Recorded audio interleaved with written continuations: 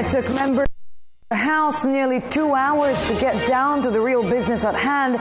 Solons debated on the House rules for the resumption of the hearing on the Mamasapano debacle and then argued on whether or not to send written questions to President Aquino regarding the bloody incident.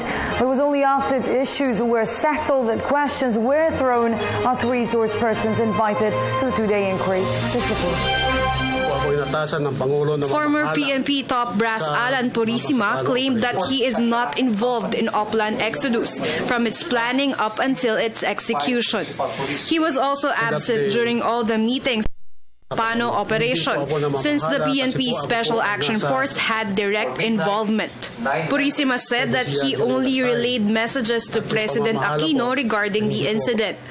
Ako po ay nagre-relay lang po ng information, Your Honor.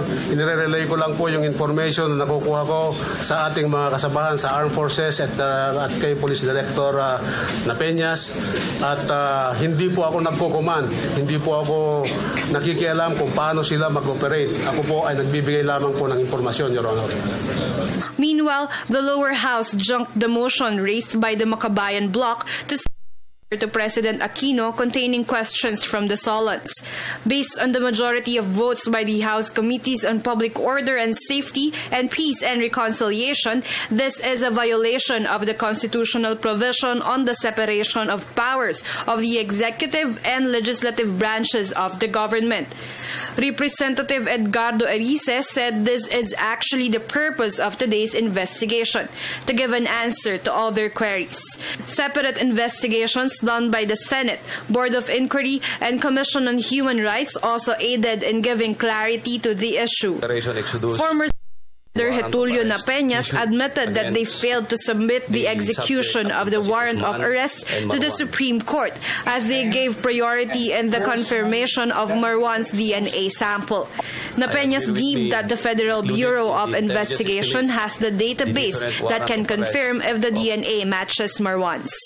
Just last week, FBI confirmed that terrorist Marwan is dead. Meanwhile, committee chairs Jeffrey Ferrer and Jim Hataman Saliman asked legislators to set aside personal emotions for a more intensive and exhaustive investigation on the Mamasapano incident. This is just the first day of the two-day series of investigations here in the lower house. The last congressional hearing on the Mamasapano incident was held last February 11, which lasted for 7 hours.